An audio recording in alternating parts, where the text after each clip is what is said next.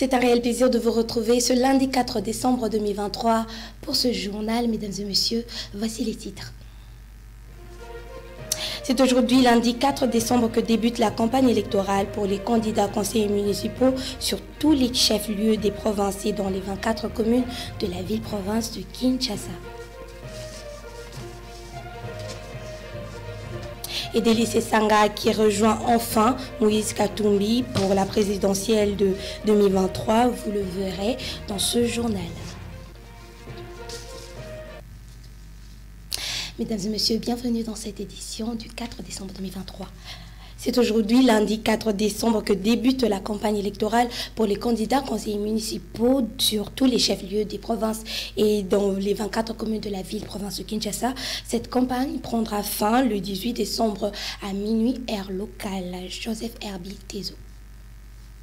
Comme publié récemment dans un communiqué de presse par la Commission électorale nationale indépendante, la CENI, c'est ce lundi 4 décembre 2023 que débute officiellement la campagne électorale pour l'élection des conseillers municipaux. Une campagne qui débute relativement et conformément à la décision numéro 044/CENI/AP/2022 du 26 novembre 2022, uniquement au chef-lieu de province et dans les 24 communes de la ville-province de Kinshasa, et se terminera le lundi 18 décembre 2023 à minuit, heure locale. Hormis les candidats présidents, députés nationaux et provinciaux, s'ajoutent pour ces scrutins de décembre les conseillers communaux, qui délibèrent sur des questions d'intérêt communal, notamment les règlements intérieurs, le problème d'hygiène publique, l'éclairage public, l'entretien des routes, l'autorisation des circulations, la formation publique locale d'organisation des services communaux conformément à la loi, la création et l'organisation des services publics, des établissements publics communaux dans le respect de la législation nationale, l'adoption du budget des recettes et des dépenses, l'adoption des comptes annuels, l'adoption et approbation ou le rejet des libéralités, le don et legs octroyés à la commune, le contrôle et la gestion des ressources financières, ainsi que le partenariat entre la commune, les secteurs privés et les organisations non gouvernementales. Une campagne de 2 semaines au total, c'est-à-dire du 4 au 18 décembre de cette année, que tous les candidats conseillers communaux iront dans différents fiefs électoraux pour un message clé et capital pour convaincre les électeurs afin de leur voter. À titre de rappel, l'élection des conseillers communaux est une première depuis 2006, 2011 et 2018 que les grands électeurs décideront d'élire démocratiquement les représentants de leur commune pour les 5 ans à venir. Comme je l'ai dit tantôt, c'est aujourd'hui que débute la campagne électorale pour les candidats conseillers municipaux. Quelles sont les impressions de ces candidats en question et comment pensent-ils aborder cette aventure? Suivez Mike Raphaël Mutombo, candidat conseiller municipal pour la commune de Limité, joint au téléphone par Herbie Tezo.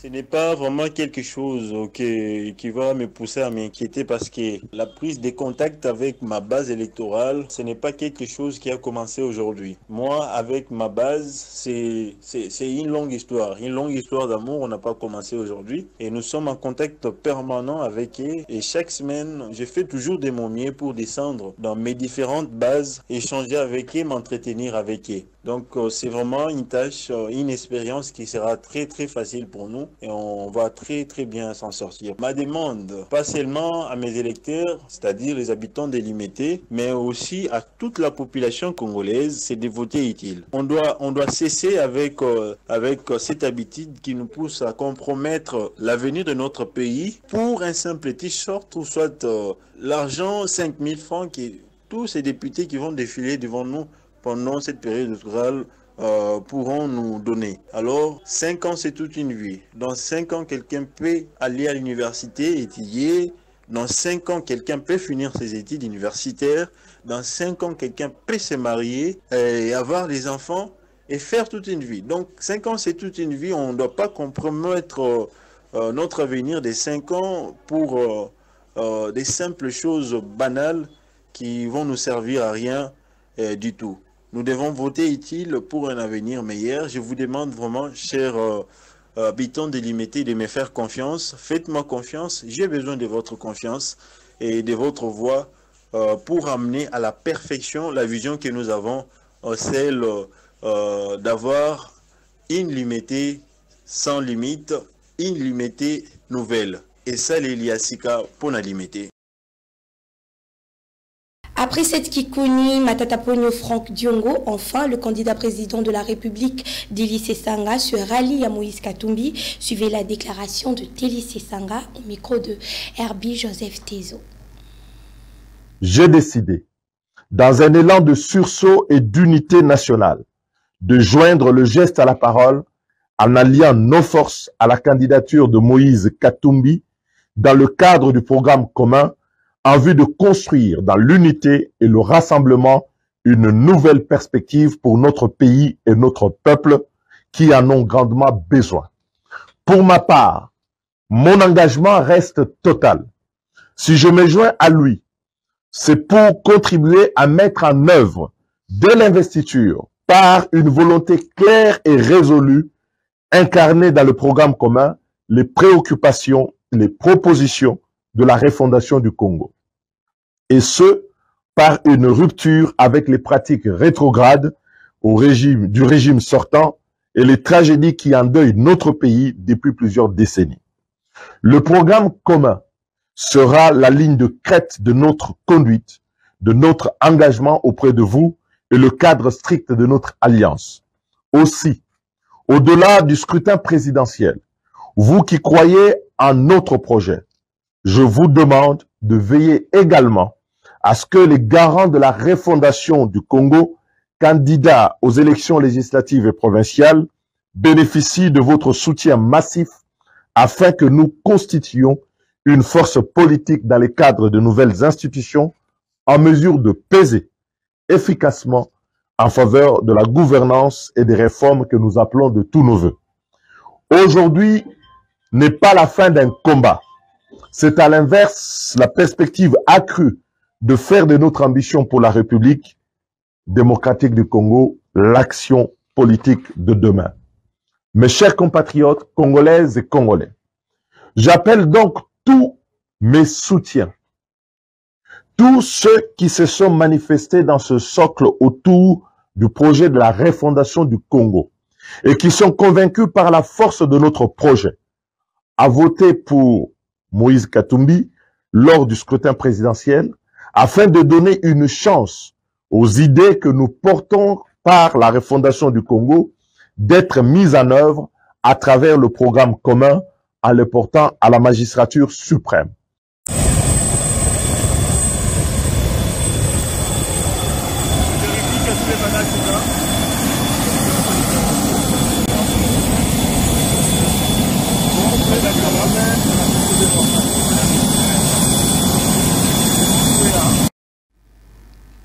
Toujours dans le cadre de sa campagne électorale, le candidat numéro 3, Moïse Katumbi, s'est rendu à Mbandaka dans la province de l'Équateur ce dimanche 3 décembre dernier.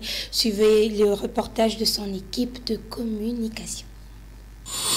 Dimanche 3 décembre 2023, la flotte aérienne de campagne du numéro 3, l'imparable Moïse Katumbi Chapwe, pose ses roues sur le tarmac mouillé de l'aéroport de Mbandaka.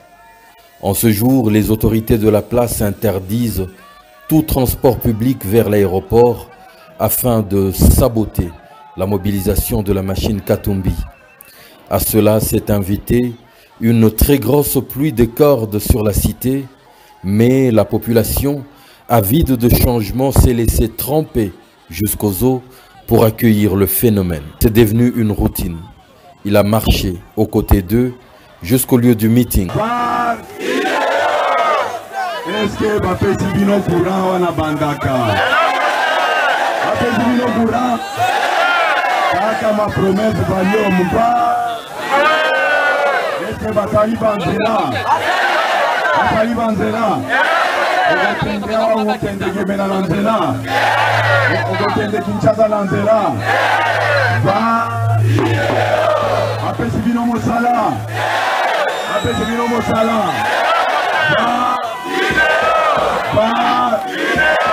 Aye mbongo ya ramba, badoni sibino mbongo ya ramba.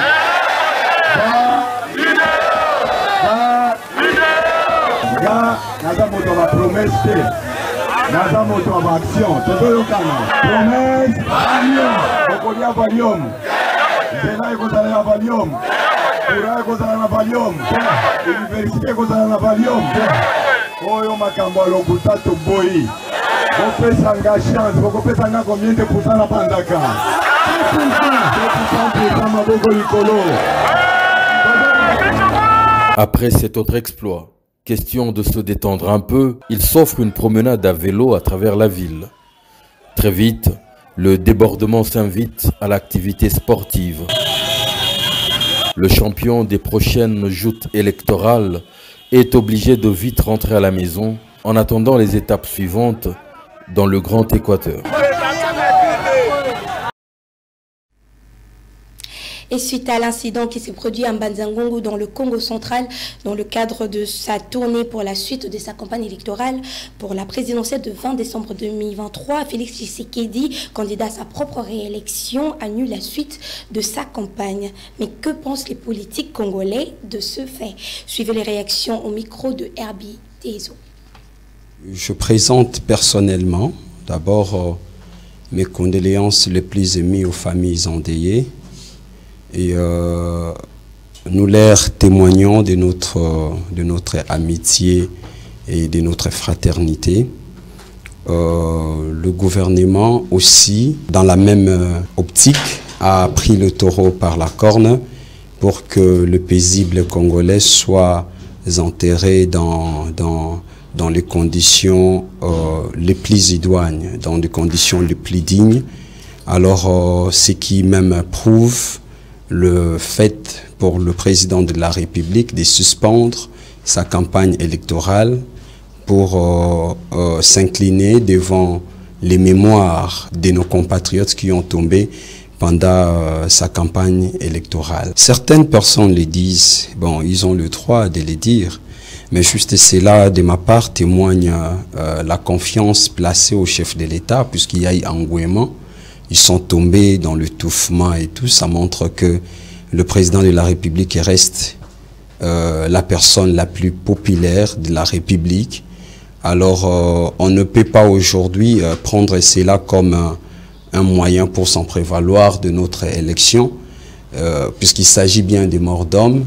Le président de la République étant le père de la nation, il a suspendu sa campagne électorale pour honorer les mémoires de ses compatriotes qui les suivaient, qui aussi témoignaient de leur, qui lui témoignaient aussi de leur confiance et qui même voulaient le voter, là je ne doute pas, lors des échéances électorales prochaines.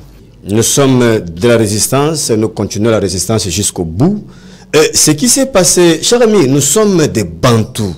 Vous savez, vous vous souviendrez que le jour où M. Tshilombo allait être investi, il est tombé, si vous vous souvenez. Nous sommes des Africains. Et en Afrique, on n'investit pas quelqu'un, mais on intronise. Et avant d'être intronisé, les ancêtres vont avaliser.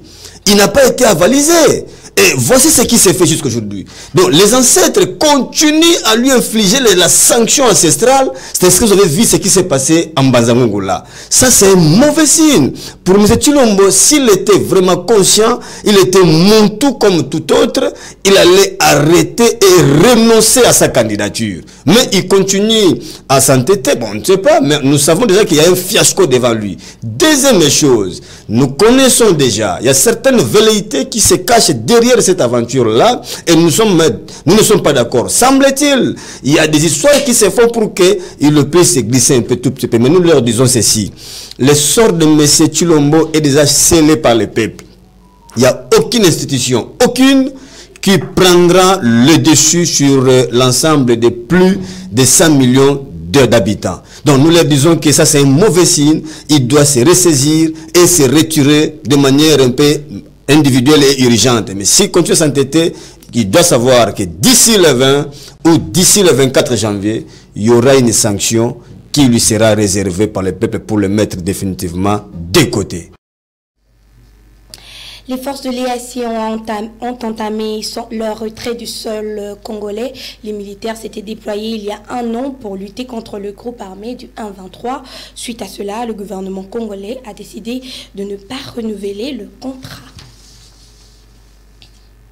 La RDC bénéficiera d'un partenariat avec l'international à hauteur de 65 millions de dollars américains pour la préservation de son écosystème. L'annonce a été faite par le président français Emmanuel Macron samedi 2 décembre dernier à la COP28 organisée aux Émirats Arabes Unis. Suivez. Package forestier, c'est le nom donné par le président français Emmanuel Macron à ce partenariat à hauteur de 150 millions de dollars américains. Parmi les bénéficiaires de ce partenariat figurent la Papouasie-Nouvelle-Guinée, la République du Congo ainsi que la RDC, qui lui bénéficiera de 65 millions de dollars pour la protection de son écosystème. Ces fonds permettront à l'amélioration des conditions de vie des communautés autochtones qui vivent de ces forêts, ainsi à lutter contre les déboisements. Selon le président français, le fait que les forêts possèdent les ressources les plus vitales en matière de carbone et de biodiversité doit être rémunéré et que les pays responsables à la pollution doivent rémunérer les pays qui protègent activement ces forêts. Rappelons que les forêts de la RDC couvrent 160 millions d'hectares et ont la capacité de générer plus de 300 millions de dollars en carbone stocké. La protection de ces étendues est cruciale pour la lutte contre la pollution et le changement climatique.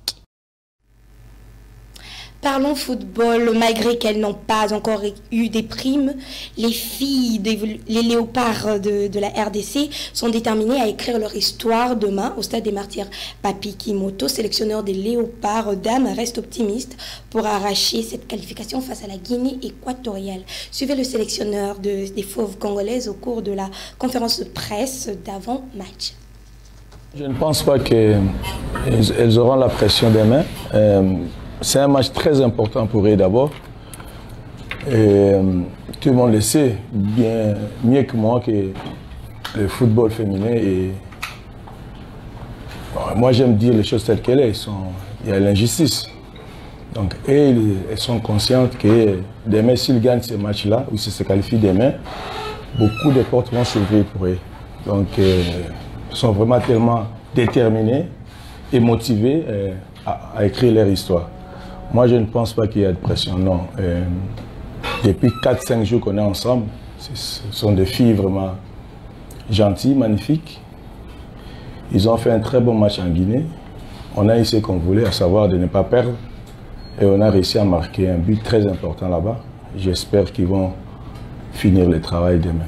On est allé à l'inconnu là-bas, on ne connaissait rien. On n'avait pas d'image, pas des infos sur eux. On a eu une mi-temps pour voir comment elles développent leur jeu. Et on a vu, on a réagi en deuxième période.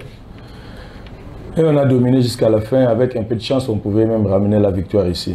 Bon, le match aller, c'est fini. Maintenant, il y a le match retour demain. Et on est déjà en pleine préparation.